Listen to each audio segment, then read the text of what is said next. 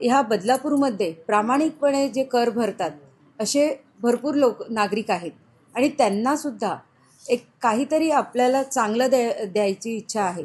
आणि जर आपण सर्वसाधारण करामध्ये 50% सवलत दिली तर त्यांना त्याचा नक्कीच फायदा होईल आणि एक त्यांना आपल्याकडून भेट दिल्यासारखं होईल.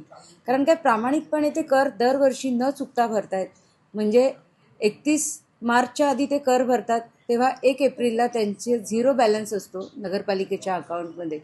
तर अशा आपल्या करदात्यांना, प्रामाणिक करदात्यांना सर्वसाधारण करामध्ये आपण 50% सवलत देण्याचा विचार इथे सभागृहामध्ये मांडला आणि तो सर्वांकडून मंजूरही झाला.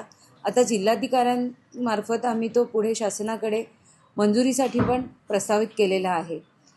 एक महिला नगराध्यक्ष, लोकनियुक्त महिला नगराध्यक्ष म्हणून मी असा विचार केला की आपल्या बदलापूर हद्दीमध्ये जन्माला येणाऱ्या मुलींचं, त्यांच्या भविष्याचा काहीतरी विचार आपल्याला करायला पाहिजे आणि ते उद्दिष्ट डोळ्यासमोर ठेवून त्यांच्या अकाउंटमध्ये आपण 5,000 रुपये फिक्स डिपॉझिट करणार आहोत.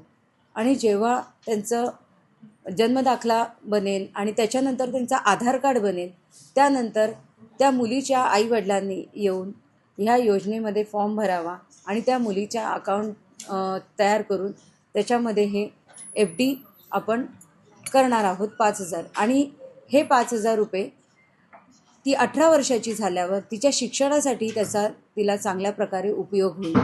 असं प्रत्येक मुलीसाठी आपण करणार आहोत. तर एक अंदाजाने आम्ही 1,500 मुली वर्षभरात जन्माला येतील असा एक अंदाज घेतला आणि त्यानुसार 75 लाखाची तरतूद आम्ही ह्या आजच्या अर्थसंकल्पात मंजूर केलेली आहे.